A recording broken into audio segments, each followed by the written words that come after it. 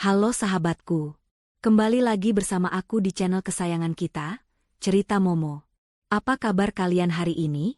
Semoga selalu sehat dan dijauhkan dari orang-orang yang berniat jahat ya. Sahabatku, pernahkah kalian membayangkan sebuah telepon misterius dari pedagang sayur di pagi buta, ternyata menjadi satu-satunya peringatan yang menyelamatkan nyawa kalian? Kisah hari ini benar-benar bikin merinding sekaligus gregetan. Tentang seorang mertua yang menyimpan rahasia kelam di dalam rantang makanannya, dan adik ipar serakah yang kalian harus dengar sendiri karmanya. Tapi sebelum kita masuk ke kisah yang penuh intrik dan pelajaran berharga ini, yuk kita absen dulu. Jangan lupa tekan tombol like dan subscribe-nya sekarang juga ya, biar kalian gak ketinggalan cerita seru lainnya. Terus, coba tuliskan nama, asal kota kalian, dan ketik kata, hadir, di kolom komentar di bawah. Aku pengen tahu nih, sahabat setia Cerita Momo hari ini paling jauh datang dari kota mana aja? Ayo ramaikan kolom komentarnya. Sudah siap menyimak bagaimana keserakahan bisa menjadi senjata makan tuan? Yuk, kita langsung masuk ke ceritanya. Pagi itu udara masih terasa dingin menusuk kulit, namun Anggi sudah berdiri di depan pagar rumahnya. Rutinitas pagi seorang istri yang tak pernah libur. Di ujung jalan, gerobak sayur Mbak Yuni terlihat berjalan pelan, tidak sebersemangat biasanya. Anggi mengeratkan kardigan rajutnya, menunggu wanita parubaya itu mendekat. Wajah Mbak Yuni tampak pucat pasi, matanya sembab seperti habis menangis semalaman. Pagi, Mbak Yuni. Tumben agak siang, sapa Anggi ramah sambil memilah ikat bayam yang masih segar. Mbak Yuni tersenyum tipis, senyum yang dipaksakan. Iya, Bu Anggi. Tadi anak saya sakit, rewel nggak mau ditinggal, jawabnya dengan suara serak. Anggi tertegun. Ia tahu betul kehidupan Mbak Yuni yang keras. Suaminya sudah lama pergi entah kemana, meninggalkan Mbak Yuni berjuang sendirian membesarkan dua anak yang masih kecil. Hati Anggi selalu terasa nyeri melihat perjuangan wanita setangguh ini. Saat Anggi hendak mengambil beberapa tahu dan tempe, ponsel di saku dasternya bergetar hebat. Nama, Mas Rifki, terpampang di layar. Anggi menghela napas panjang sebelum menggeser tombol hijau. Belum sempat ia mengucapkan salam, suara bariton di seberang sana sudah menyambar dengan nada tinggi. Kamu ngapain aja sih? Di telepon dari tadi nggak diangkat. Itu uang belanja bulan ini harus cukup ya? Jangan minta-minta lagi ke ibu. Kamu tahu sendiri kan bisnis aku lagi sepi? Jangan boros. Suara Rifki begitu keras, hingga mungkin terdengar samar oleh Mbak Yuni yang berdiri tak jauh dari Anggi. Anggi memejamkan mata sejenak, menelan rasa perih yang tiba-tiba menyekat tenggorokan. Selalu begini. Masalah uang selalu menjadi pemicu amarah suaminya, dan ujung-ujungnya, nama Bu Vera, ibu mertuanya, selalu dibawa-bawa sebagai pembanding. Lihat tuh ibu, bisa hemat. Kamu kok boros banget jadi istri. Kalimat itu sudah seperti kaset rusak yang diputar ulang di telinga Anggi. Iya, Mas. Aku ngerti. Ini aku lagi beli sayur buat masak nanti malam. Jawab Anggi pelan, berusaha menjaga nada suaranya agar tidak terdengar bergetar. Ya sudah. Awas kalau masakannya nggak enak. Ibu nanti siang mau mampir, pastikan rumah bersih. Sambungan telepon diputus sepihak. Anggi menurunkan ponselnya perlahan. Ia menatap layar hitam itu dengan pandangan kosong. Menjadi menantu di keluarga Rifki memang bukan perkara mudah. Bu Vera, ibu mertuanya, adalah sosok yang perfeksionis dan selalu menuntut kesempurnaan. Apapun yang Anggi lakukan, rasanya tak pernah cukup di mata Bu Vera. Dan Rifki, bukannya menjadi penengah, malah selalu berpihak pada ibunya tanpa mau mendengar penjelasan Anggi. Bu Anggi enggak apa-apa, suara lirih Mbak Yuni membuyarkan lamunan Anggi. Anggi tersentak, lalu buru-buru menghapus sudut matanya yang mulai berair. Ia memaksakan seulas senyum. Enggak apa-apa kok, Mbak. Biasa, urusan rumah tangga, elaknya halus. Mbak Yuni menatap Anggi dengan pandangan yang sulit diartikan. Ada rasa iba yang mendalam di mata wanita penjual sayur itu.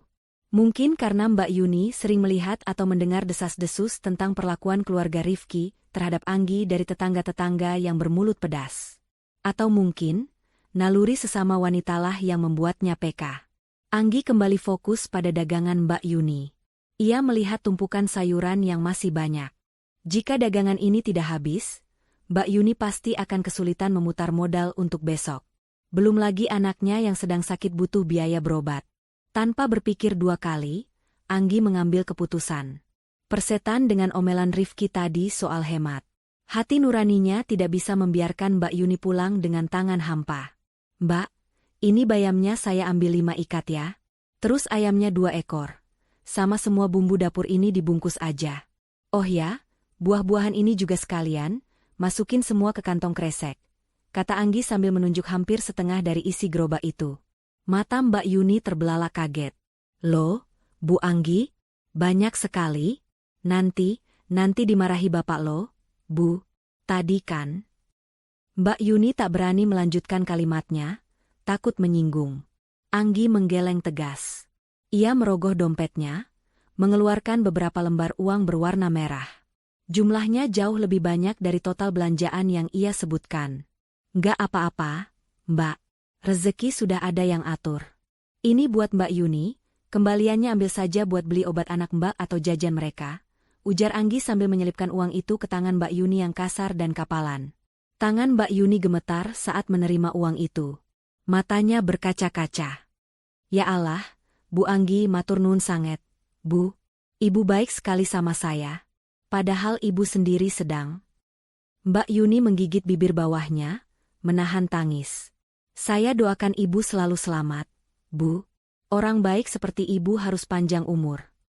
Anggi hanya tersenyum tulus, merasakan sedikit kehangatan menjalar di hatinya. Setidaknya, pagi ini ia bisa membuat satu orang tersenyum, meski hatinya sendiri sedang mendung. Amin. Makasih doanya ya, Mbak. Udah, Mbak Yuni pulang aja sekarang, urus anaknya dulu. Dagangannya kan udah laku banyak, kata Anggi lembut. Mbak Yuni mengangguk cepat, menyeka air matanya dengan ujung kerudung lusuhnya. Ia menatap Anggi lekat-lekat, seolah ingin merekam wajah majikannya itu dalam-dalam.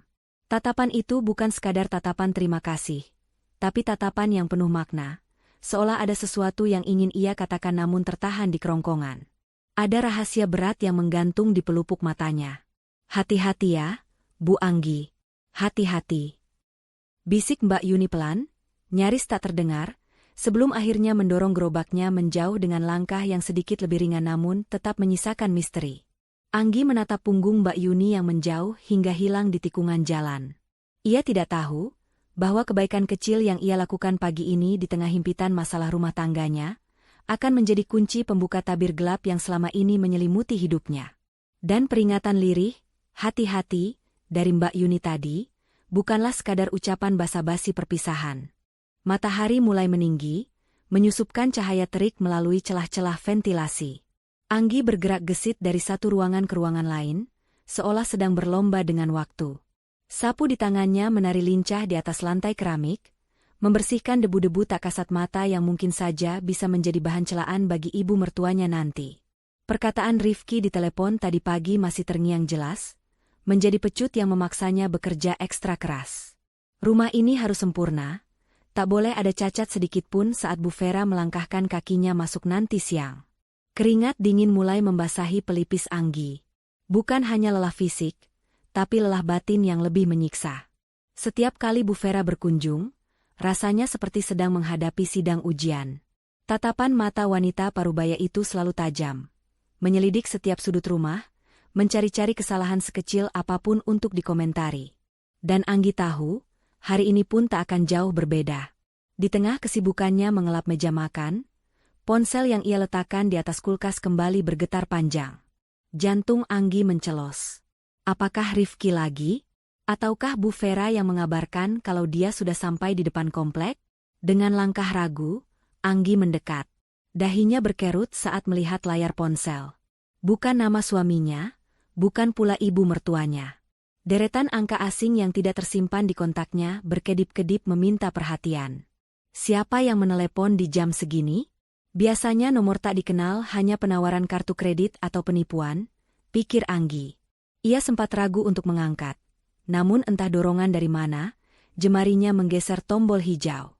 "Halo?" sapa Anggi pelan, sedikit waspada. Hening sejenak di ujung sana. Hanya terdengar deru napas yang memburu dan suara bising kendaraan yang samar-samar. "Halo? Ini siapa ya? Ulang Anggi lagi. Bu, Bu Anggi. Suara itu terdengar gemetar, berbisik, seolah takut didengar orang lain. Anggi terdiam. Ia mengenali suara itu. Suara yang baru saja ia dengar tadi pagi, namun kali ini nadanya jauh berbeda. Tidak ada kesedihan yang pasrah seperti tadi, yang ada hanyalah ketakutan yang mencekam. Mbak Yuni? Ini Mbak Yuni tukang sayur? Tanya Anggi memastikan. Kenapa Mbak? Ada masalah sama uang tadi? Atau anak Mbak kenapa-kenapa? Naluri keibuan Anggi langsung muncul, khawatir terjadi sesuatu pada anak Mbak Yuni yang sakit. Bukan, Bu. Dengar saya, Bu. Waktu saya nggak banyak. Saya pinjam HP orang di warung. Potong Mbak Yuni cepat. Suaranya semakin lirih, mendesak, penuh kepanikan. Ibu harus janji sama saya, tolong dengerin omongan saya kali ini aja. Bulu kuduk Anggi meremang. Firasat buruk mulai menyergapnya. Ada apa sebenarnya? Mbak, kamu bikin saya takut. Nanti kalau mertua ibu datang, kalau Bu Vera datang bawa makanan, jangan dimakan, Bu, seru Mbak Yuni tertahan. Apapun yang dibawa Bu Vera, terutama kalau dia maksa ibu makan, tolong jangan disentuh. Buang aja diam-diam, Bu. Demi Allah, jangan sampai masuk ke mulut ibu.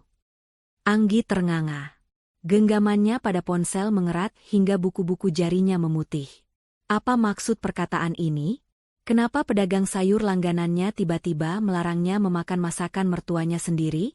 Maksud Mbak Yuni apa? Kenapa saya nggak boleh makan? Mbak tahu dari mana ibu saya mau datang? Cecar Anggi bingung. Pikirannya berkecamuk. Apakah ini fitnah? Tapi untuk apa Mbak Yuni memfitnah Bu Vera? Mereka bahkan tidak saling kenal dekat. Pikir Anggi. Saya nggak bisa jelasin sekarang, Bu. Pokoknya bahaya. Saya nggak sengaja dengar kemarin. Saya takut dosa kalau diam aja setelah ibu baik banget sama saya tadi pagi. Ingat pesan saya, Bu? Jangan dimakan. Anggap aja ini balas budi saya ke ibu. Mbak Yuni, tunggu. Mbak dengar apa? Halo? Tut. Sambungan terputus. Anggi terpaku di tempatnya berdiri, menatap layar ponsel yang kini kembali gelap. Suara bising AC di ruang tengah seolah lenyap, digantikan oleh detak jantungnya sendiri yang berdegup kencang memukul rongga dada. Peringatan itu begitu spesifik, begitu mengerikan. Jangan dimakan. Dua kata sederhana yang kini berputar-putar di kepala Anggi bagaikan mantra kutukan. Logikanya berusaha menepis. Mana mungkin Bu Vera, ibu dari suaminya, nenek dari calon cucu-cucunya kelak, tega melakukan sesuatu yang buruk padanya? Meskipun hubungan mereka dingin dan sering diwarnai sindiran pedas, Anggi tak pernah membayangkan mertuanya punya niat jahat sejauh itu. Mungkin Mbak Yuni salah dengar. Mungkin Mbak Yuni hanya berhalusinasi karena sedang stres memikirkan anaknya. Namun, getar ketakutan dalam suara Mbak Yuni tadi terdengar begitu nyata. Itu bukan suara orang yang sedang berbohong atau mengada-ada. Itu suara orang yang menyaksikan sebuah kebenaran mengerikan dan takut menanggung akibatnya. Anggi berjalan gontai menuju sofa, kakinya terasa lemas. Ia menatap pintu depan rumah yang masih tertutup rapat. Pintu yang sebentar lagi akan diketuk oleh tamu yang membawa oleh-oleh. Rasa dingin merambat dari ujung kaki hingga ke ubun-ubun. Rumah yang seharusnya menjadi tempat berlindung paling aman, tiba-tiba terasa seperti perangkap tikus yang sedang menunggu mangsanya masuk. Belum sempat Anggi menenangkan napasnya, suara klakson mobil terdengar dari depan pagar. Bunyi yang sangat ia hafal. Mobil Rifki. Tapi Rifki sedang bekerja, jadi itu pasti sopir yang mengantar Bu Vera. Atau mungkin Bu Vera datang sendiri. Anggi melirik jam dinding. Tepat jam 12 siang. Waktunya makan siang. Waktu yang tepat untuk mengantarkan makanan. Sekujur tubuh Anggi menegang. Peringatan Mbak Yuni kembali terngiang, kali ini lebih keras, seolah berteriak tepat di telinganya. Jangan dimakan. Buang saja diam-diam. Dengan tangan yang masih sedikit gemetar, Anggi merapikan rambutnya, menarik napas dalam-dalam, dan berjalan menuju pintu. Ia harus menghadapi ini. Ia harus membuktikan apakah peringatan itu benar, atau hanya ketakutan tak berdasar. Namun jauh di lubuk hatinya, sebuah kewaspadaan telah terbangun. Siang ini, meja makan mereka tidak akan lagi sama. Ada rahasia yang terhidang di sana, menunggu untuk diungkap.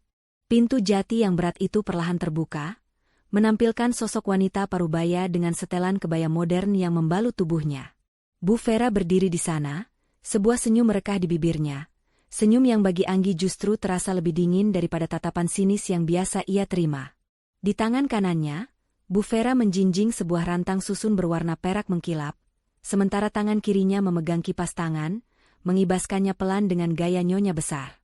Di belakang Bu Vera, Rifki muncul dengan wajah yang tampak lelah namun lega. Rupanya, suaminya itu sengaja pulang jam istirahat kantor untuk menjemput ibunya. Kok malah bengong di pintu?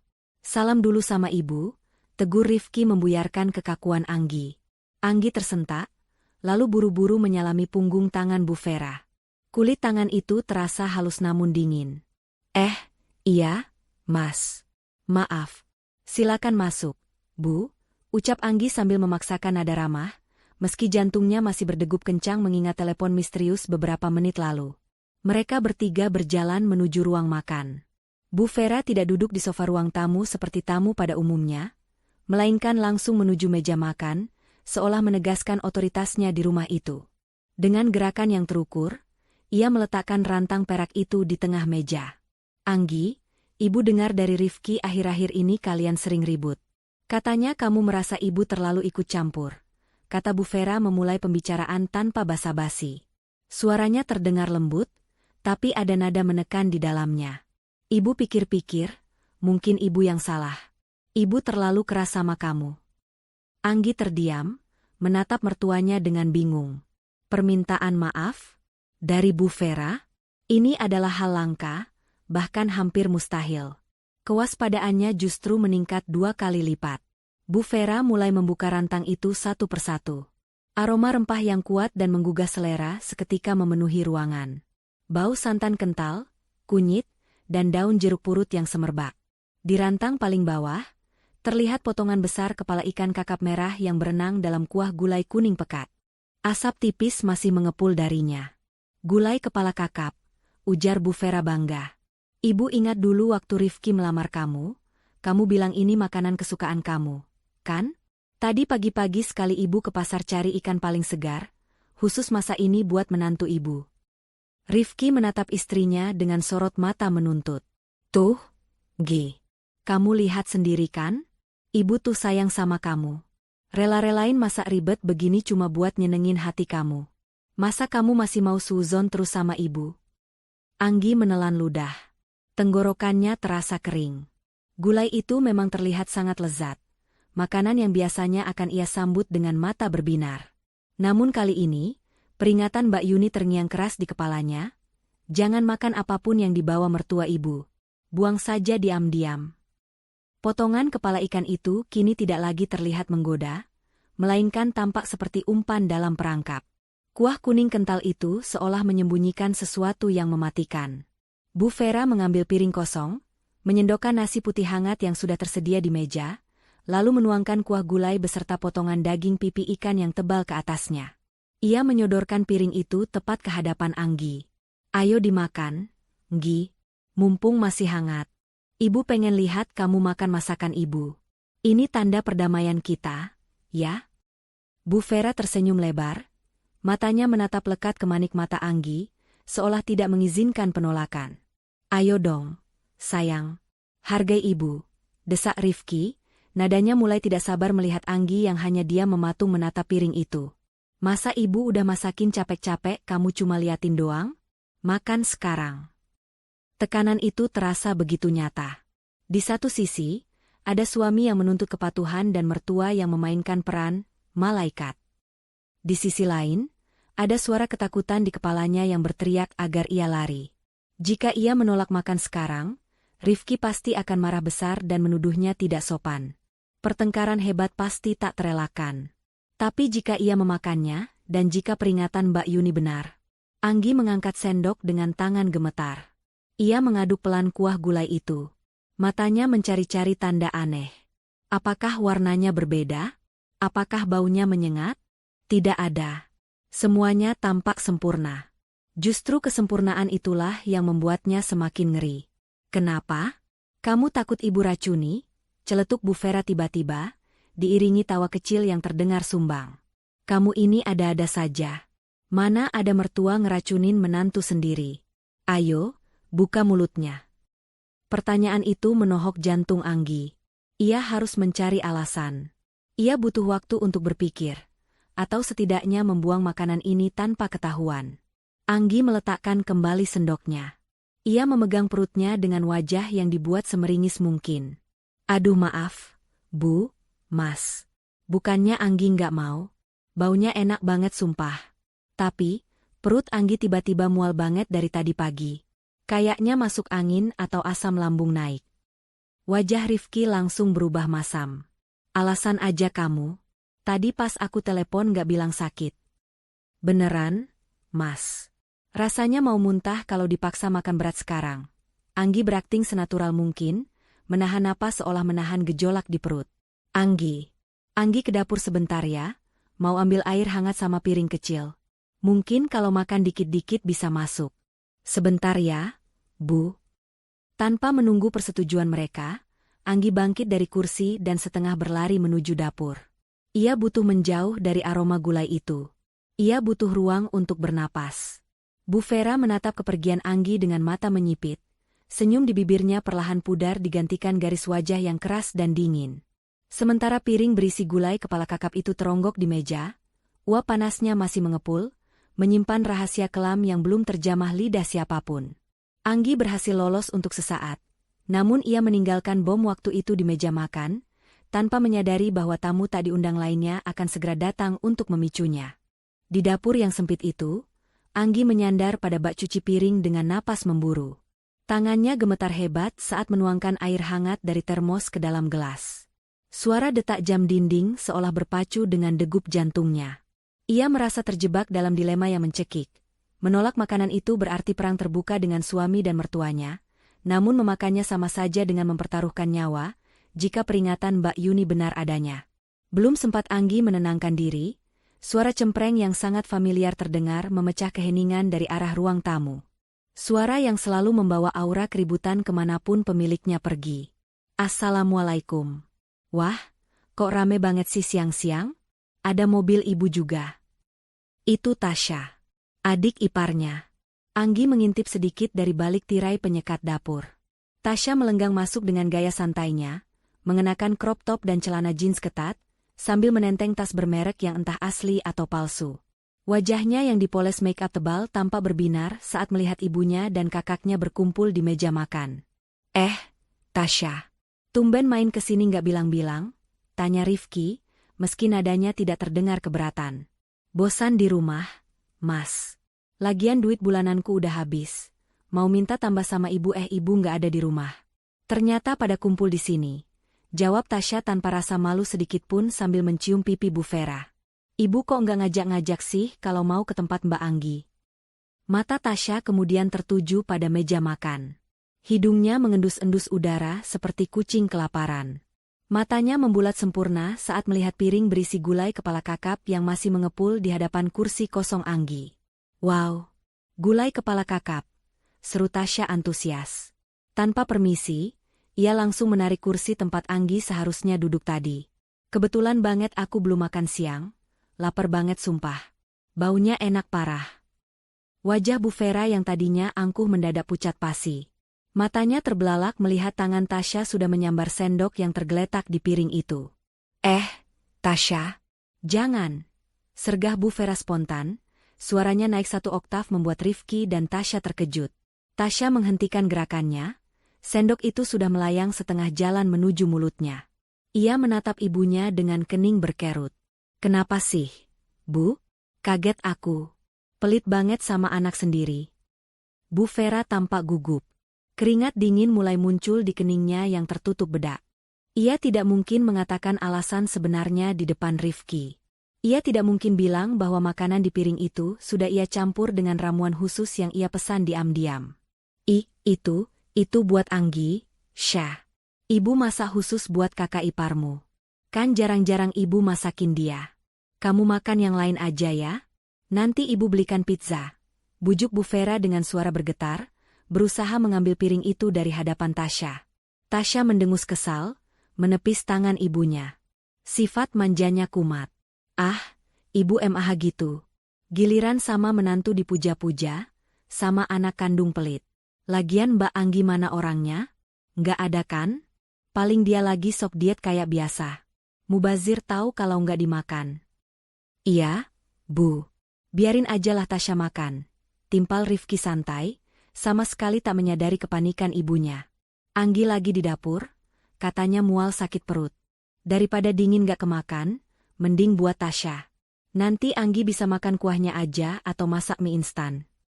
Mendengar dukungan kakaknya, senyum kemenangan terukir di bibir Tasya. Tuh denger kata Mas Rifki. Mbak Anggi lagi sakit perut kan? Kalau dikasih santan begini malah tambah parah nanti diarenya. Udah, ini rezeki anak solehah. Tapi Syah, itu pedas sekali loh. Nak, nanti lambungmu gak kuat. Bu Vera masih mencoba mencari alasan, matanya menatap nanar piring itu. Tangannya setengah terulur, ingin merampasnya tapi tertahan oleh situasi. Aduh ibu bawel banget sih. Aku tuh lagi pengen yang pedas-pedas. Tasya tak peduli lagi. Dengan gerakan cepat, ia menyendok potongan daging pipi ikan yang tebal, melumurinya dengan kuah kuning pekat, lalu menyuapkannya ke dalam mulut. Hai mememem. Enak banget. Gumam Tasya dengan mulut penuh, matanya terpejam menikmati rasa gurih santan yang meledak di lidahnya. Ibu emang juara kalau masak gulai. Gila, ini bumbunya meresap banget. Dari balik tirai dapur, Anggi menutup mulutnya dengan kedua tangan, menahan jeritan. Matanya membelalak ngeri melihat adik iparnya melahap makanan itu dengan rakus. Peringatan Mbak Yuni terngiang kembali, jangan dimakan, buang saja. Anggi melihat Bu Vera yang kini terduduk lemas di kursinya. Wajah wanita parubaya itu seputih kertas. Ia tidak lagi menatap Anggi dengan sinis, melainkan menatap piring di depan Tasya dengan tatapan horor yang murni. Tangan Bu Vera mencengkeram taplak meja dengan kuat hingga buku-buku jarinya memutih. Tasya terus menyendok nasi dan kuah itu tanpa henti, seolah takut ada yang memintanya. Mas Rifki mau nggak? Dikit aja tapi, jangan banyak-banyak, tawar Tasya sambil tertawa renyah. Habisin ajalah, Mas masih kenyang, tolak Rifki sambil memainkan ponselnya. Cuek, Anggi bersandar lemas di dinding dapur. Ia ingin berlari keluar dan menghentikan Tasya, berteriak bahwa makanan itu mungkin beracun. Tapi lidahnya keluh. Bagaimana ia menjelaskannya? Jika ia bilang makanan itu beracun, Bu Vera pasti akan menyangkal dan balik menuduhnya memfitnah. Dan jika ternyata makanan itu aman, Anggi akan habis dimaki-maki sebagai pembawa onar. Di ruang makan, Tasya sudah menghabiskan setengah porsi. Ia menyeruput kuahnya dengan suara berisik, menikmati setiap tetes, kasih sayang, ibunya yang salah alamat itu. Bu Vera hanya bisa diam membatu, menyaksikan putri kesayangannya menelan racun yang ia racik sendiri untuk menantunya. Keringat dingin kini benar-benar membanjiri leher Bu Vera. Situasi telah berbalik 180 derajat, mengubah rencana jahat menjadi mimpi buruk bagi sang perencana. Detik demi detik berlalu, dan bom waktu di perut Tasya mulai menghitung mundur. Anggi melangkah keluar dari dapur dengan langkah gontai, membawa nampan berisi segelas air hangat yang uapnya sudah mulai menipis. Matanya langsung tertuju pada piring di hadapan Tasya yang kini nyaris licin tandas. Hanya tersisa tulang belulang ikan dan sedikit sisa kuah kuning di pinggiran piring. Tasya menyandar puas di kursi, menepuk-nepuk perutnya yang kekenyangan, sementara bibirnya masih belepotan minyak. Waduh, Mbak Anggi kelamaan sih di dapurnya. Celetuk Tasya tanpa rasa bersalah saat melihat Anggi datang. Gulainya udah aku habisin ya. Lagian Mbak katanya lagi sakit perut. Kan? Daripada mubazir, mending masuk ke perut aku. Rifki menoleh sekilas, lalu kembali fokus ke layar ponselnya. Ambilin air minum buat Tasya juga, Nggi. Kasihan dia kepedesan tuh. Anggi meletakkan gelas air hangatnya di meja dengan tangan yang masih sedikit gemetar. Ia tidak menanggapi ucapan Rifki maupun Tasya. Perhatiannya sepenuhnya tersedot pada Bu Vera. Ibu mertuanya itu duduk kaku seperti patung lilin. Wajahnya bukan lagi pucat, tapi kelabu. Matanya menatap kosong ke arah Tasya, sorot mata yang penuh dengan ketakutan purba. Bu? Ibu kenapa? Tanya Anggi pelan, memancing reaksi. Bu Vera tersentak kaget, seolah baru saja dibangunkan dari mimpi buruk. Ia menatap Anggi dengan tatapan nanar, lalu beralih cepat ke Tasya. Kamu nggak apa-apa, Sya? Tanyanya dengan suara serak yang aneh. Tasya tertawa renyah, meski terdengar sedikit terengah. Ya nggak apa-apalah, Bu. Kenapa sih? Ibu aneh banget dari tadi. Paling cuma kekenyangan doang, sama agak pedas dikit. Tasya meraih gelas air putih di meja, dan meneguknya sampai habis. Namun, tawa itu tak bertahan lama. Tiba-tiba, gelas di tangan Tasya terlepas dan jatuh menghantam lantai. Prang!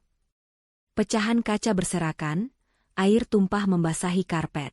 Suasana hening seketika. Tasya? Seru Rifki kaget, langsung meletakkan ponselnya. Tasya tidak menjawab. Wajahnya yang tadi merah merona karena pedas, mendadak berubah pias dalam hitungan detik. Ia memegangi perut bagian bawahnya dengan kedua tangan, membungkuk dalam-dalam seolah ada sesuatu yang meremas organ dalamnya dengan kuat. Mulutnya terbuka, mencoba mengambil napas, tapi hanya suara rintihan tertahan yang keluar. Sakit, Bu, sakit banget. Rintih Tasya. Suaranya berubah melengking, penuh kepanikan. Perut aku, aarg. Tubuh Tasya melorot dari kursi, jatuh berdebum ke lantai di samping pecahan gelas. Ia menggeliat-geliat kesakitan, kakinya menendang-nendang kaki meja. Keringat dingin sebesar biji jagung langsung bermunculan di dahinya, membasahi rambutnya yang lepek. Tasya, ya Allah, kamu kenapa? Rifki melompat dari kursinya, langsung berlutut memeluk adiknya. Sakit apanya? Lambung kamu kumat? Bu Vera menjerit histeris. Ia menghambur ke arah Tasya, namun tubuhnya sendiri lemas hingga ia hampir terjatuh. Tasya, muntahkan, nak, muntahkan makanannya. Cepat muntahkan, teriak Bu Vera panik. Tangannya berusaha membuka mulut Tasya, mencoba memicu refleks muntah. Anggi mundur selangkah, punggungnya menabrak dinding. Tubuhnya merinding hebat dari ujung kaki hingga kepala. Peringatan itu benar-benar nyata.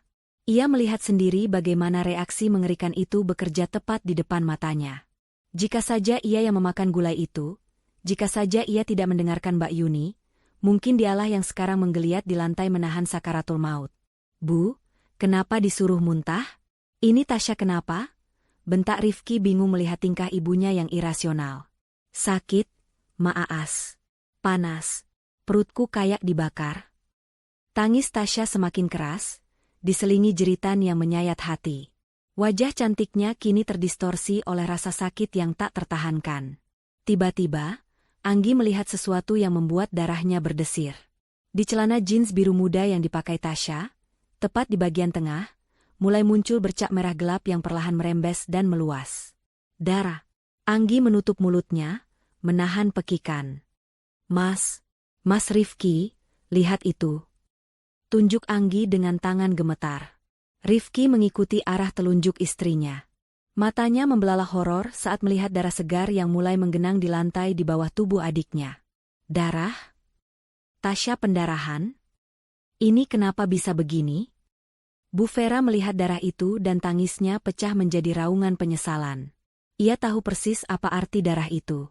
Ramuan yang ia campurkan, ramuan peluntur kandungan dosis tinggi yang seharusnya merontokkan janin, haram, di perut Anggi, kini bekerja ganas di rahim putrinya sendiri. Rumah sakit. Cepat bawa ke rumah sakit. Rifki. Cepat, teriak Bu Vera histeris sambil memukuli dadanya sendiri. Jangan tanya-tanya terus. Angkat adikmu sekarang. Kekacauan meledak di ruang makan yang sempit itu. Rifki dengan panik membopong tubuh Tasya yang terus mengerang kesakitan. Darah menetes-netes di sepanjang lantai yang mereka lewati menuju pintu keluar. Bu Vera berlari mengikuti di belakang dengan langkah terseok-seok, wajahnya basah oleh air mata dan bedak yang luntur. Anggi masih berdiri terpaku di tempatnya, menatap sisa kekacauan itu. Pecahan gelas, kursi yang terguling, dan jejak darah merah yang kontras di atas lantai putih. Aroma gulai yang tadinya menggugah selera kini bercampur dengan bau amis darah yang menyengat, menciptakan mual yang luar biasa di perutnya. Ia selamat. Ia benar-benar selamat dari maut yang disajikan di atas piring perak. Namun, melihat penderitaan Tasya dan kepanikan Bu Vera, Anggi sadar bahwa ini baru permulaan dari badai besar yang akan menghantam keluarga mereka.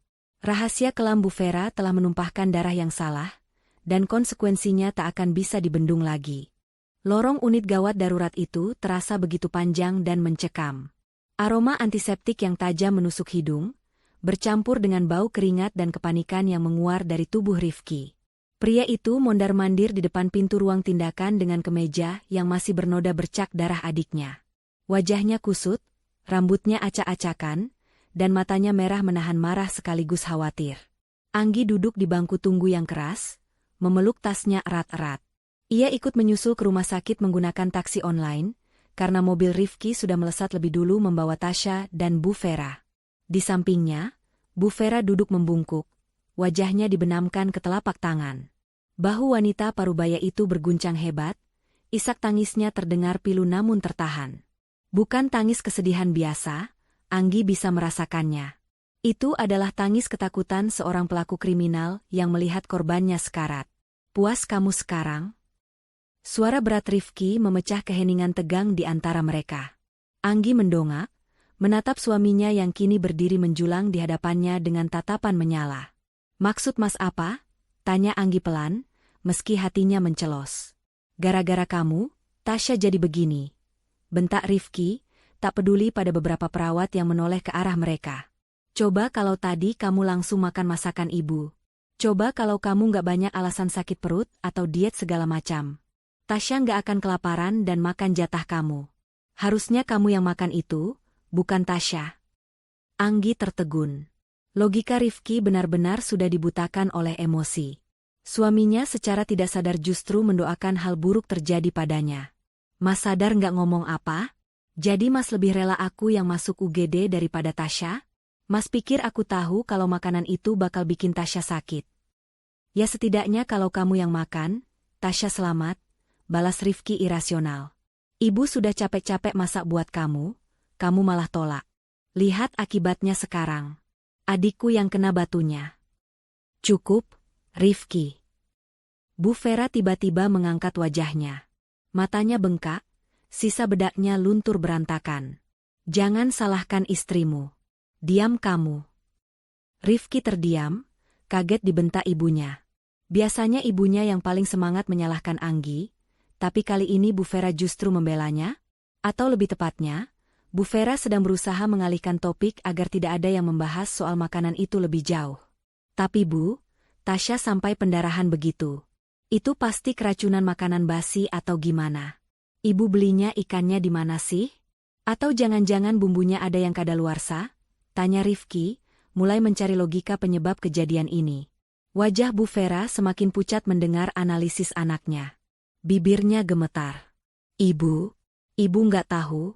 Ibu belinya segar semua kok. Cicitnya lemah, tak berani menatap mata Rifki. Pintu ruang tindakan tiba-tiba terbuka. Seorang dokter pria paruh baya keluar dengan masker yang masih menggantung di leher. Wajahnya serius, keningnya berkerut dalam. Rifki langsung menghambur mendekat, diikuti Bu Vera yang bangkit dengan kaki gemetar. Anggi ikut berdiri, jantungnya berdebar menunggu vonis kebenaran. Dokter, bagaimana keadaan adik saya? Dia keracunan makanan kan? Dok? Atau lambungnya pecah? Serbu Rifki panik. Dokter itu menghela napas panjang, menatap satu persatu anggota keluarga di hadapannya. Tatapannya berhenti sejenak pada Bu Vera yang tampak seperti orang hendak pingsan, lalu beralih ke Rifki. Kami sudah menstabilkan kondisi pasien.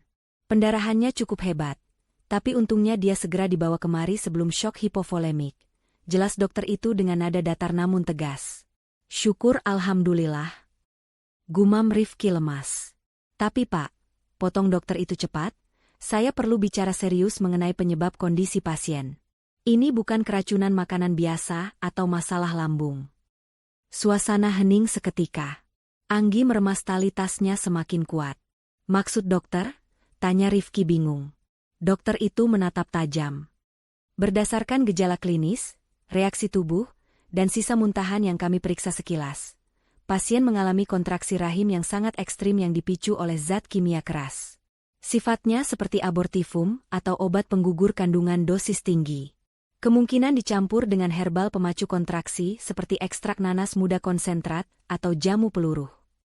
Duar. Penjelasan dokter itu bagaikan petir yang menyambar di siang bolong. Rifki melongo, mulutnya terbuka tapi tidak ada suara yang keluar. Otaknya berusaha mencerna kata-kata, penggugur kandungan. Tunggu dulu, dok. Penggugur kandungan? Aborsi maksud dokter? Tanya Rifki terbata-bata, wajahnya pias. Dokter pasti salah periksa. Adik saya itu gadis baik-baik, dia belum menikah. Mana mungkin dia minum obat begitu? Dokter itu menggeleng pelan. Saya bicara berdasarkan fakta medis, Pak. Reaksi tubuhnya sangat spesifik.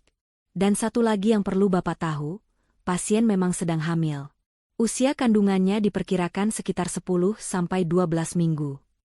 Kaki Rifki lemas seketika. Ia mundur selangkah, menabrak dinding koridor. Fakta yang dihantamkan bertubi-tubi itu terlalu berat untuk ia terima. Adiknya hamil di luar nikah? Dan adiknya keracunan obat aborsi? Nggak mungkin. Desis Rifki, matanya nanar. Tasya. Sementara itu, Anggi menoleh perlahan ke arah Bu Vera. Mertuanya itu kini mematung, matanya terbelalak ngeri menatap dokter. Rahasia ganda itu terbongkar sekaligus di momen yang paling mengerikan. Tasya yang hamil diam-diam, dan Bu Vera yang berniat menggugurkan kandungan, yang ia kira milik Anggi, diam-diam. Ibu. Panggil Rifki pelan, menoleh pada ibunya dengan tatapan penuh tanya dan kehancuran. Ibu tahu soal ini? Tasya hamil? Bu Vera menggeleng panik, air matanya tumpah ruah. Ibu nggak tahu Tasya hamil, Rifki. Sumpah demi Allah ibu nggak tahu, teriaknya histeris. Kalimat itu jujur. Bu Vera memang tidak tahu Tasya hamil. Yang ia tahu hanyalah ia memasukkan racun itu untuk Anggi. Terus obat itu? Tanya Rifki lagi, suaranya mulai naik, menyadari kejanggalan yang sangat besar. Kalau Tasya nggak minum obat itu sendiri, berarti obat itu ada di dalam makanan yang dia makan tadi. Makanan yang ibu bawa? Anggi menahan napas. Ini dia. Momen kebenaran itu. Rifki, meski lamban, akhirnya mulai menyambungkan benang merahnya. Dokter berdeham canggung melihat drama keluarga yang mulai memanas. Maaf, saya harus kembali ke dalam. Pasien masih butuh observasi ketat karena jaringan janinnya sedang keluar. Nanti kalau sudah sadar bisa ditanya langsung. Dokter itu pamit undur diri, meninggalkan bom waktu yang baru saja meledak di antara mereka. Rifki menatap ibunya dengan pandangan yang sulit diartikan. Campuran antara ketidakpercayaan, horor, dan rasa jijik. Bu, gulai itu. Ibu taruh apa di gulai itu? Bu Vera mundur perlahan, tangannya gemetar hebat menutup mulutnya. Bukan buat Tasya. Itu bukan buat Tasya. Racau Bu Vera tanpa sadar. Suaranya seperti orang kehilangan akal. Apa? Bentak Rifki. Bukan buat Tasya? Berarti, itu buat Anggi. Anggi hanya diam, berdiri tegak di samping suaminya. Ia tidak perlu mengatakan sepatah kata pun. Wajah bersalah Bu Vera dan racauan paniknya sudah menjadi pengakuan dosa yang paling valid. Situasi di lorong rumah sakit itu kini bukan lagi tentang kesedihan, melainkan sebuah pengadilan bisu yang mengungkap niat pembunuhan yang salah sasaran. Rifki mencengkeram kedua bahu ibunya dengan kasar, mengguncangnya pelan seolah ingin merontokkan topeng kepalsuan yang selama ini melekat di wajah wanita yang melahirkannya itu. Jawab, Bu. Kenapa ibu bilang, bukan buat Tasya? Maksud ibu apa? Bentak Rifki, suaranya menggema di lorong rumah sakit yang sunyi. Urat-urat lehernya menonjol, menahan amarah yang siap meledak. Bu Vera hanya bisa menangis. Tubuhnya merosot ke lantai, bersimpuh di kaki anak laki-lakinya. Ia tidak sanggup menjawab. Lidahnya keluh. Pengakuan itu terlalu mengerikan untuk diucapkan. Bagaimana mungkin seorang ibu mengakui kepada anaknya bahwa ia baru saja mencoba membunuh calon cucunya sendiri? Meskipun ia mengira cucu itu ada di rahim menantunya, bukan anak kandungnya. Mas, sudah, Mas. Malu dilihat orang. Anggi mencoba menengahi, meski hatinya sendiri masih bergemuruh hebat. Ia menarik lengan Rifki, mencoba memberi jarak. Belum sempat Rifki memaksa ibunya bicara lagi, seorang perawat keluar dari ruang tindakan dengan wajah mendesak. Keluarga pasien atas nama Tasya? Pasien sudah sadar, tapi kondisinya sangat emosional. Mohon salah satu masuk untuk menenangkan. Tanpa mempedulikan ibunya yang masih terisak di lantai, Rifki langsung berbalik dan menerobos masuk ke dalam ruangan. Anggi membantu Bu Vera berdiri, menuntun mertuanya yang kini tampak seperti rongsokan bernyawa itu untuk ikut masuk. Mereka harus menghadapi kenyataan ini bersama-sama. Di dalam ruangan berbau obat yang menyengat itu, pemandangan yang tersaji sungguh menyayat hati. Tasya terbaring lemah di ranjang pasien, wajahnya pucat tanpa darah, selang infus menancap di tangannya. Namun yang lebih menyakitkan adalah raungan tangisnya. Bayiku mana? Mas Rifki, bilang sama dokter jangan diambil bayinya. Tasya meracau, air matanya membanjiri bantal. Tangannya meraba-raba perutnya yang kini terasa kosong dan nyeri. Rifki terpaku di sisi ranjang. Kakinya seolah dipaku ke lantai. Mendengar langsung dari mulut adiknya tentang bayi, itu jauh lebih menampar daripada mendengar penjelasan medis dokter tadi.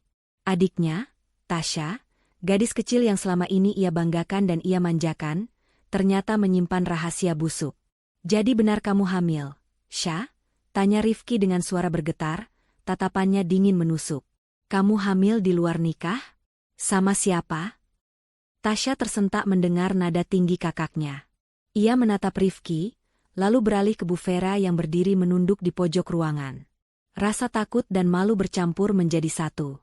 Maafin Tasya, Mas. Tasya takut bilang. Cowoknya kabur, dia nggak mau tanggung jawab.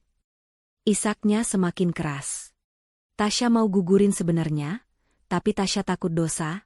Tapi sekarang, kenapa malah keluar sendiri? Sakit banget, Mas. Kamu mau gugurin? Rifki tertawa sinis, tawa yang terdengar sangat menyedihkan.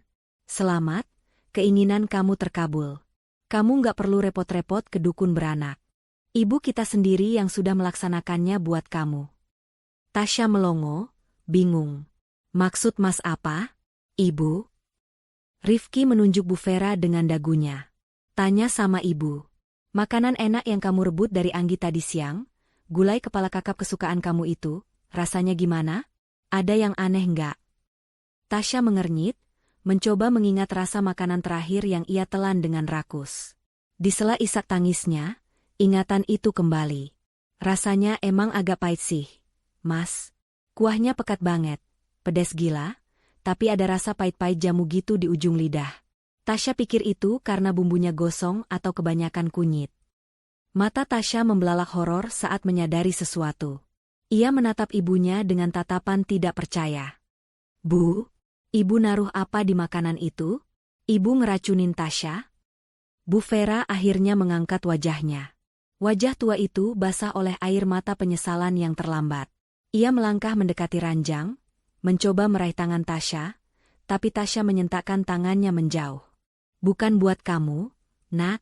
Sumpah demi Allah, ibu nggak tahu kamu hamil. Ratap Bu Vera pilu. Ibu kira Anggi yang hamil. Ibu mau bersihin nama keluarga kita. Ibu campur jamu peluntur itu di gulai Anggi biar dia keguguran, karena ibu pikir dia selingkuh. Tapi malah kamu yang makan. Ya Allah, Tasya. Pengakuan itu akhirnya meluncur mulus, telanjang tanpa tedeng aling-aling. Ruangan itu seketika hening, hanya suara monitor detak jantung yang terdengar konstan, menjadi saksi bisu hancurnya sebuah keluarga. Anggi menutup matanya, menahan napas. Jadi benar dugaannya, bukan racun mematikan seperti sianida, tapi racun kehidupan. Bu Vera ingin membunuh janin yang ia kira ada di rahim Anggi. Fitnah keji yang entah dari mana asalnya, kini berbalik menjadi senjata makan tuan yang paling mematikan. Ibu jahat. Desis Tasya, suaranya penuh kebencian. Ibu bunuh anakku, cucu ibu sendiri. Ibu nggak tahu, Syah, kalau ibu tahu kamu hamil, ibu nggak mungkin bawa racun itu ke rumah. Bu Vera mencoba membela diri, namun pembelaannya justru semakin menunjukkan betapa busuk hatinya. Rifki memijat pelipisnya yang berdenyut hebat. Ia merasa jijik. Jijik pada kelakuan adiknya yang pergaulan bebas, Dan lebih jijik lagi pada ibunya yang ternyata seorang pembunuh berdarah dingin.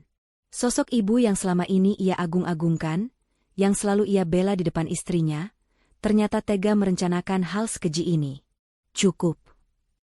Rifki mengangkat tangan, menghentikan drama tangis-tangisan itu.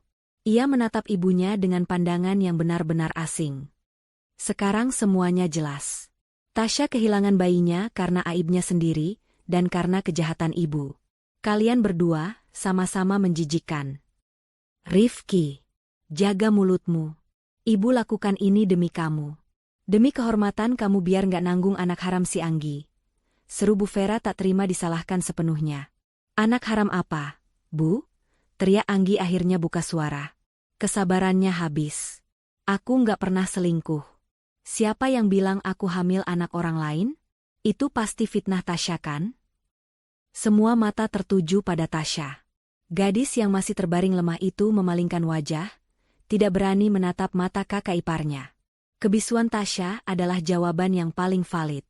Tasya lah yang selama ini mengompori ibunya, menuduh Anggi macam-macam untuk menutupi kelakuan buruknya sendiri, mengalihkan perhatian agar tidak ada yang curiga dengan perubahan tubuhnya. Astagfirullah. Rifki terduduk lemas di kursi tunggu. Ia merasa menjadi laki-laki paling bodoh sedunia.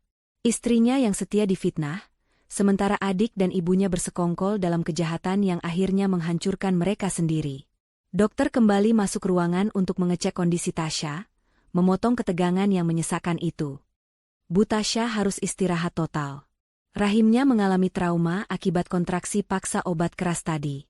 Ada kemungkinan infeksi jika tidak dijaga kebersihannya, dan risiko terburuknya, mungkin akan sulit untuk hamil lagi di masa depan. Vonis kedua jatuh. Tasya menjerit histeris lagi, kali ini lebih putus asa. Karma itu tidak main-main. Ia yang suka memfitnah dan serakah, kini harus membayar dengan kehilangan masa depannya. Makanan yang ia rampas dari piring Anggi, ternyata adalah tiket menuju neraka dunia yang ia ciptakan sendiri. Suasana di ruang rawat inap VIP itu terasa lebih dingin daripada kamar mayat. AC yang mendesis pelan seolah tak mampu mendinginkan kepala Rifki yang mendidih. Ia duduk di sofa pojok, menatap nanar ke arah dua wanita yang selama ini menjadi pusat dunianya, ibunya dan adiknya. Keduanya kini tampak menyedihkan, hancur oleh ulah mereka sendiri. Jelaskan, Bu. Aku butuh alasan yang masuk akal. Suara Rifki memecah kebisuan. Ia tidak berteriak, namun nada datarnya justru terdengar jauh lebih mengerikan. Kenapa ibu bisa siyakin itu kalau Anggi hamil anak orang lain? Kenapa ibu nggak pernah tanya aku dulu? Kenapa langsung main hakim sendiri pakai racun? Bu Vera yang duduk di kursi samping ranjang Tasya, meremas sapu tangannya yang sudah basah kuyup. Ia melirik takut-takut ke arah Anggi yang berdiri bersedekap di dekat jendela. Anggi tidak lagi terlihat seperti menantu yang penurut. Sorot matanya tajam, menuntut keadilan atas nyawanya yang nyaris melayang. Ibu dapat laporan, Rif, cicit Bu Vera pelan. Tasya bilang dia sering lihat Anggi muntah-muntah tiap pagi. Tasya juga bilang Anggi sering minta dibelikan mangga muda dan rujak. Anggi mendengus kasar, tawa getir lolos dari bibirnya. Hebat. Jadi itu ceritanya? Aku yang dituduh ngidam, padahal yang muntah-muntah itu Tasya. Rifki menoleh tajam ke arah Tasya yang terbaring lemah. Gadis itu memejamkan mata rapat-rapat, pura-pura tidur untuk menghindari interogasi, namun air mata yang merembes dari sudut matanya mengkhianati kepura-puraannya. Tasya bilang ke ibu, kalau kamu sering pergi diam-diam saat Rifki kerja. Lanjut Bu Vera, kini suaranya terdengar putus asa, mencoba mencari pembenaran atas tindakan kriminalnya. Katanya kamu ketemuan sama mantan pacarmu di pasar. Ibu cuma mau menjaga martabat keluarga kita, Rif. Kamu tahu kan keluarga kita ini keluarga terpandang? Kalau sampai orang tahu istrimu hamil anak haram, mau ditaruh di mana muka ibu? Martabat? Potong Rifki dengan nada jijik. Ibu bicara soal martabat sambil meracuni orang? Itu yang ibu sebut terpandang? Rifki bangkit berdiri, berjalan mendekati ranjang Tasya. Bangun, Syah. Jangan pura-pura mati. Jawab pertanyaan Mas. Tasya membuka matanya perlahan. Ketakutan jelas terpancar di sana. Ia belum pernah melihat kakaknya semarah ini. Kenapa kamu tega fitnah Anggi? Syah? Anggi kurang baik apa sama kamu? Dia selalu belain kamu kalau Mas marahi kamu karena boros. Dia yang masakin kamu kalau kamu lapar tengah malam. Kenapa kamu jahat banget? Tanya Rifki, suaranya bergetar menahan tangis. Tasya sesenggukan. Rasa sakit di rahimnya belum hilang, ditambah rasa sakit hati melihat kehancuran rencananya. Aku takut. Mas, akunya dengan suara parau. Waktu aku tahu aku telat haid, aku panik. Aku takut ibu tahu. Tiap pagi aku mual, aku harus cari alasan. Jadi aku bilang ke ibu kalau yang mual itu Mbak Anggi. Terus soal mangga muda itu, kejar Anggi. Itu aku yang pengen. Mbak, jawab Tasya lirih, tak berani menatap wajah kakak iparnya. Aku suruh ibu belikan pakai alasan buat Mbak Anggi. Aku pikir kalau ibu sibuk curiga sama Mbak Anggi, ibu nggak bakal perhatiin perut aku yang mulai buncit. Dan kamu berhasil, Syah, kata Rifki dingin. Kamu berhasil bikin ibu buta. Saking butanya, ibu malah mau membunuh bayi yang dia kira ada di perut Anggi. Tapi ternyata, senjata makan tuan. Bayi kamu sendiri yang mati karena kebohongan kamu. Bu Vera menutup wajahnya dengan kedua tangan, meratap pilu. Ia baru menyadari betapa bodohnya ia selama ini. Ia termakan omongan anak bungsunya yang manipulatif, dan kebencian tak berdasarnya pada Anggi telah menutup mata hatinya. Ia begitu terobsesi dengan darah murni dan kehormatan keluarga, sampai-sampai ia rela menjadi pembunuh. Ibu pikir ibu melakukan hal yang benar. Gumam Bu Vera di sela tangisnya. Ibu cuma mau Rifki bahagia. Ibu nggak mau Rifki capek-capek kerja tapi yang dinafkahi anak orang lain. Bahagia? Anggi melangkah maju, berdiri tepat di hadapan mertuanya. Ibu sebut ini usaha membahagiakan anak? Dengan cara membunuh istrinya? Bu, asal ibu tahu, kalau tadi aku makan gulai itu, mungkin aku sudah mati. Bukan cuma keguguran, tapi mati. Karena aku nggak hamil, Bu. Obat sekeras itu kalau masuk ke rahim kosong, bisa bikin pendarahan lambung dan gagal ginjal. Ibu sadar nggak kalau ibu hampir bikin Mas Rifki jadi duda? Kalimat Anggi menohok jantung Bu Vera. Wanita tua itu ternganga. Ia tidak pernah memikirkan risiko itu. Di kepalanya yang dipenuhi racun kebencian, ia hanya berpikir janin itu akan luruh dan masalah selesai. Ia tidak pernah berpikir bahwa tindakannya bisa merenggut nyawa Anggi. Maafin ibu, Nggi. Maafin ibu. Bu Vera mencoba meraih tangan Anggi, tapi Anggi menepisnya pelan namun tegas. Maaf ibu nggak bisa balikin apa yang sudah rusak. Bu, kata Anggi datar. Kepercayaan aku ke ibu sudah hancur. Dan rasa hormat aku ke Mas Rifki juga sudah retak, karena dia membiarkan ibunya menginjak-injak istrinya selama ini. Rifki tertunduk dalam. Ia tahu Anggi benar. Selama ini ia terlalu lembek. Ia selalu membenarkan ibunya dengan dalih, orang tua harus dihormati, tanpa sadar bahwa rasa hormat itu telah berubah menjadi pembiaran atas kekejaman mental yang dialami istrinya. Dan puncaknya hari ini, pembiaran itu nyaris berubah menjadi tragedi pembunuhan. Mas Rifki. Panggil Tasya merengek, mencoba mencari simpati karena merasa diabaikan. Sakit, Mas. Perutku sakit lagi. Rifki menatap adiknya dengan pandangan kosong. Rasa sayang yang dulu meluap-luap untuk adik kecilnya itu kini terasa hambar. Nikmati sakit itu, Syah. Itu hasil perbuatanmu sendiri. Mas sudah nggak bisa bantu apa-apa lagi. Mas harus urus rumah tangga Mas yang hampir hancur gara-gara kalian. Rifki berbalik membelakangi ibu dan adiknya, lalu menatap Anggi. Ada penyesalan mendalam di mata pria itu. Nggi, kita pulang ya? Biar ibu yang urus Tasya di sini. Aku butuh bicara sama kamu di rumah. Anggi menggeleng pelan. Mas pulang aja duluan. Aku mau cari udara segar. Aku sesak ada di sini. Aku sesak ada di dekat keluarga Mas. Tanpa menunggu jawaban suaminya, Anggi mengambil tasnya dan melangkah keluar ruangan. Suara tangis Bu Vera dan rengekan Tasya terdengar semakin menjauh di belakang punggungnya. Untuk pertama kalinya, Anggi merasa lega meninggalkan mereka. Beban berat yang selama ini ia pikul sebagai menantu yang mencoba, sempurna, di mata mertua yang salah, akhirnya terangkat. Kebenaran telah terungkap dengan cara yang paling brutal. Motif Bu Vera yang ingin melindungi kesucian keluarga justru menyingkap aib paling kotor yang tersimpan di dalam rumahnya sendiri. Anggi berjalan menyusuri lorong rumah sakit, langkahnya mantap menuju pintu keluar, menuju seseorang yang menjadi penyelamatnya hari ini. Ia harus menemui Mbak Yuni. Anggi keluar dari gedung rumah sakit dengan perasaan campur aduk. Udara sore yang mulai menggelap menyambutnya, kontras dengan suasana mencekam di dalam ruang rawat inap tadi. Ia menarik napas panjang, mengisi paru-parunya dengan oksigen bebas, mencoba membersihkan sisa-sisa aroma obat dan pengkhianatan yang masih melekat di ingatannya. Rifki tidak mengejarnya. Mungkin suaminya itu sadar bahwa saat ini Anggi butuh ruang. Atau mungkin Rifki sendiri sedang sibuk membereskan kekacauan mental di kepalanya setelah mengetahui borok asli ibu dan adiknya. Anggi tidak peduli.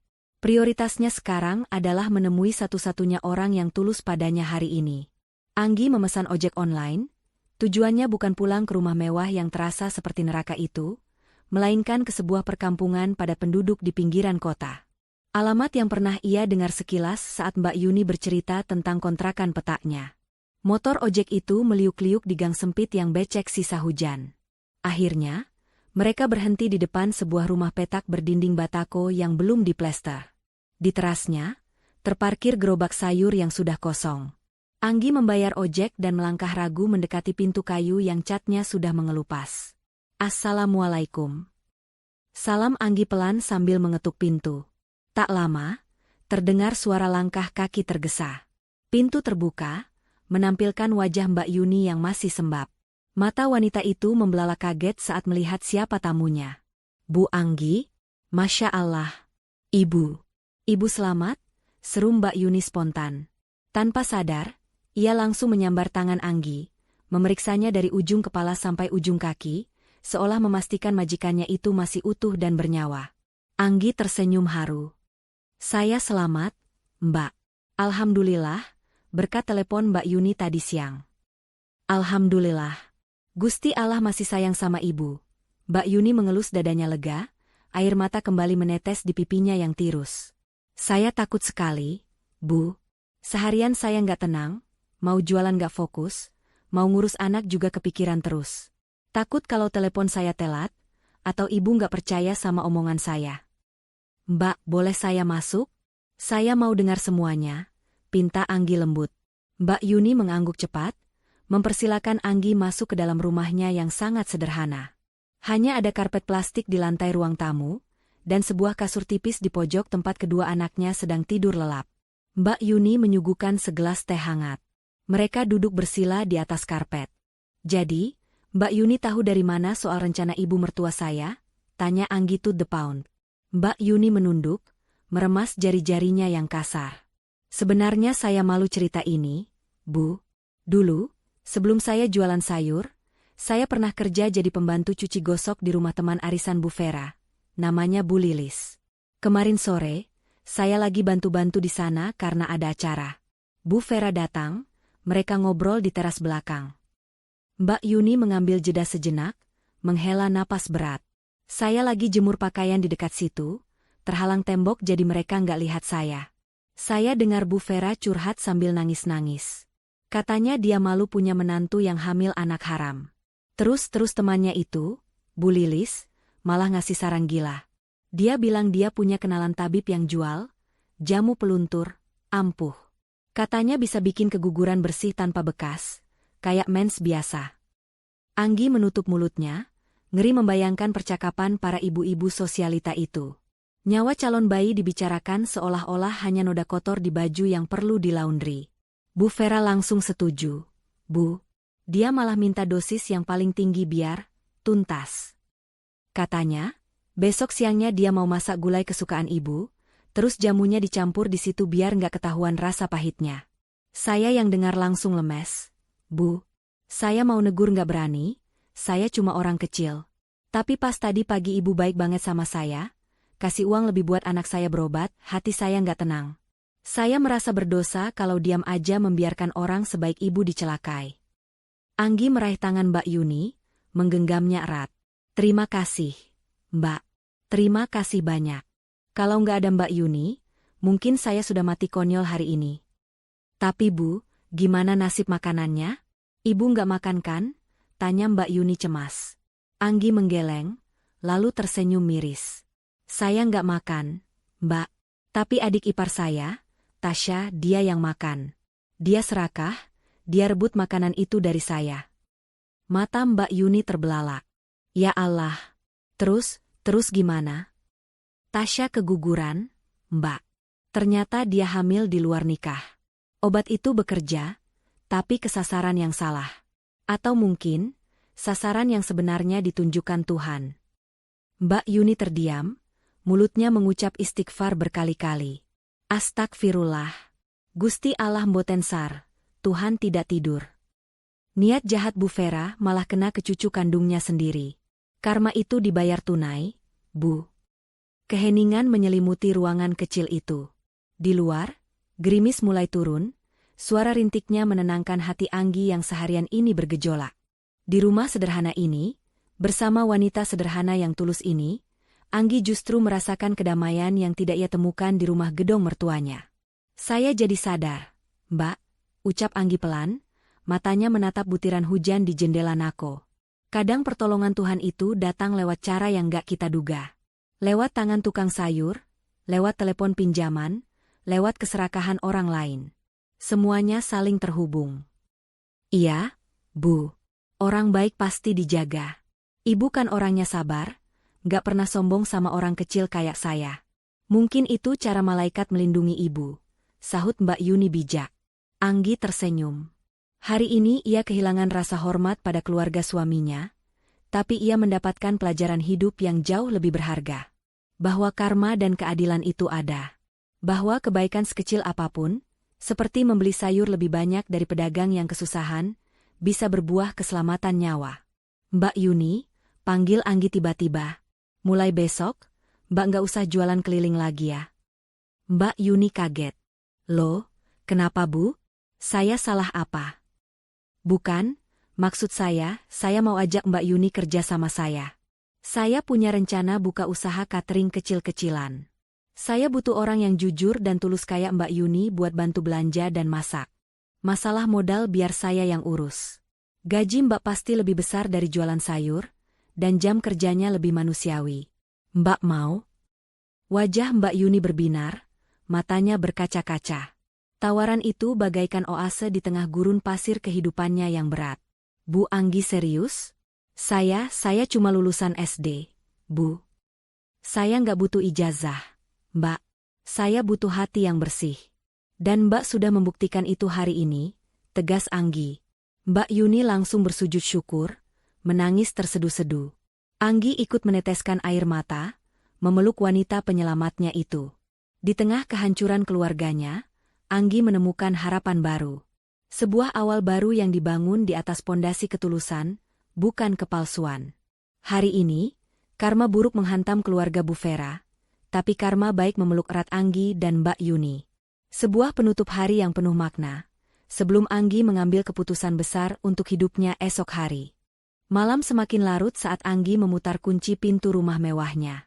Rumah yang dulu ia banggakan sebagai istana, kini terasa dingin dan asing, seolah tembok-temboknya menyimpan ribuan jarum yang siap menusuk. Ia tidak berniat untuk tidur.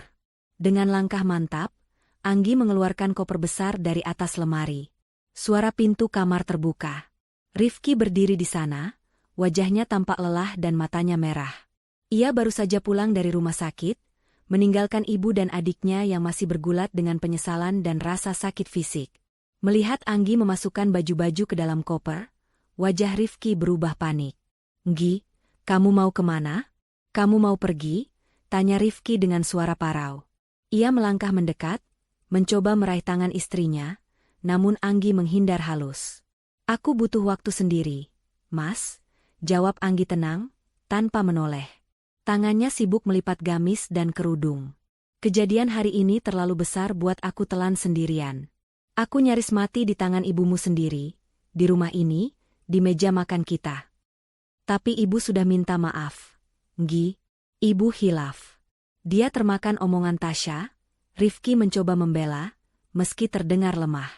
Kebiasaan lamanya yang selalu menjadi anak mama, sulit hilang begitu saja. Anggi menghentikan gerakannya. Ia berbalik menatap suaminya lekat-lekat. Tatapan yang biasanya hangat dan penuh cinta, kini redup. Hilaf, Mas? Membawa racun aborsi dosis tinggi dan merencanakannya dengan matang itu bukan hilaf. Itu kriminal, tegas Anggi. Dan kamu, Mas, selama ini kamu kemana saat aku difitnah? Kamu diam saja saat ibumu dan adikmu merendahkan aku. Diamnya kamu itu yang bikin mereka berani bertindak sejauh ini. Rifki tertunduk, bahunya merosot. Kata-kata Anggi menampar kesadarannya. Ia sadar, ia gagal menjadi pelindung bagi istrinya. Ia gagal menjadi imam yang adil. Aku nggak minta cerai sekarang, Mas. Aku cuma mau pulang ke rumah orang tuaku di kampung sebentar. Aku mau menenangkan diri, sambil merintis usaha catering sama Mbak Yuni. Aku nggak bisa tinggal satu atap dengan orang yang hampir membunuhku, atau dengan suami yang membiarkan itu terjadi, lanjut Anggi sambil menutup resleting kopernya. Nggi, tolong. Rifki terisak pelan. Aku janji bakal berubah. Aku bakal tegas sama ibu. Anggi tersenyum tipis, senyum yang getir. Ia meraih tangan Rifki, melepaskan cincin kawin di jari manisnya sendiri, lalu meletakkannya di telapak tangan suaminya. Buktikan dulu, Mas. Kalau Mas sudah bisa jadi pemimpin yang tegas, yang bisa membedakan mana bakti pada orang tua dan mana kezaliman, baru jemput aku.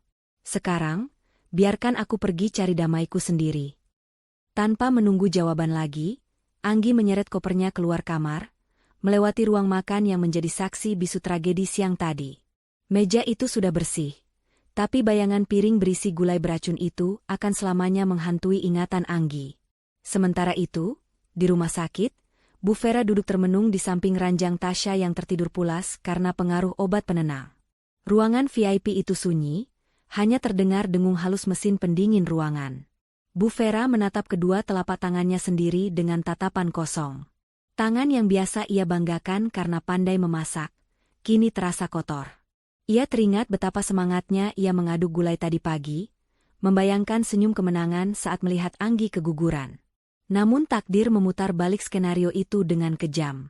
Gulai itu justru merobek rahim putrinya sendiri, merenggut cucu kandung yang bahkan belum sempat ia tahu keberadaannya. Tasya menggeliat dalam tidurnya, merintih pelan. Sakit bayiku. Igaunya. Hati Bu Vera hancur berkeping-keping. Penyesalan itu datang bagaikan ombak besar yang menghantam karang, terlambat dan mematikan. Ia ingin berteriak, tapi suaranya tercekat. Ia sadar, mulai detik ini, hidupnya tidak akan pernah tenang. Bayangan dosa itu akan terus mengejarnya setiap kali ia melihat makanan, setiap kali ia melihat wajah pucat Tasya, dan setiap kali ia mengingat tatapan kecewa Anggi. Kembali ke jalanan sepi di depan komplek perumahan, Anggi berdiri menunggu taksi yang akan membawanya ke terminal. Udara malam terasa dingin, namun anehnya, dada Anggi terasa hangat dan lapang. Beban berat yang selama ini menghimpit dadanya, tuntutan menjadi menantu sempurna, sindiran pedas, dan ketakutan, telah luruh bersamaan dengan terbongkarnya kebusukan keluarga itu. Ia menengadah ke langit malam yang bertabur bintang. Di sana, ia seolah melihat wajah lelah Mbak Yuni yang tersenyum padanya. Kebaikan kecilnya membeli sayur di pagi buta, ternyata dibayar kontan oleh Tuhan dengan nyawa. Tuhan menyelamatkannya dengan cara yang sangat rapi, menggunakan keserakahan Tasya sebagai perisai untuk melindunginya. Anggi mengelus perutnya yang rata. Rahimnya selamat, tubuhnya sehat. Ia masih punya masa depan. Dan masa depan itu akan ia bangun dengan tangan kakinya sendiri, bersama orang-orang tulus yang menghargai keberadaannya, bukan dengan mereka yang ingin melenyapkannya. Taksi berwarna biru berhenti di depannya. Sopir taksi turun membantu mengangkat koper. Mau kemana, Bu? Tanya sopir itu ramah. Anggi tersenyum lebar. Senyum paling tulus yang pernah ia sunggingkan hari ini. Ke tempat di mana saya dihargai. Pak, jalan saja dulu. Mobil itu melaju membelah malam, meninggalkan rumah mewah yang penuh racun itu semakin jauh di belakang. Anggi tidak menoleh lagi. Ia tahu, babak baru kehidupannya baru saja dimulai. Babak di mana kebaikan menjadi panglima, dan karma menjadi hakim yang paling adil. Pesan moral. Karma itu nyata. Kejahatan yang direncanakan dengan rapi sekalipun bisa berbalik menyerang pelakunya sendiri. Apa yang kita tanam, itulah yang kita tuai. Kekuatan kebaikan kecil, jangan pernah meremehkan kebaikan kecil, seperti sedekah atau menolong orang susah. Kebaikan yang kita anggap sepele bisa jadi adalah penyelamat nyawa kita di masa depan, melalui cara Tuhan yang misterius. Bahaya keserakahan. Sifat serakah dan mengambil hak orang lain, seperti Tasya mengambil makanan Anggi, seringkali justru membawa kita pada petaka dan kehancuran. Bakti versus kezaliman. Menghormati orang tua itu wajib, namun membenarkan kejahatan mereka atas nama bakti adalah kesalahan fatal. Seorang pemimpin keluarga harus berani bersikap adil dan tegas pada kebenaran.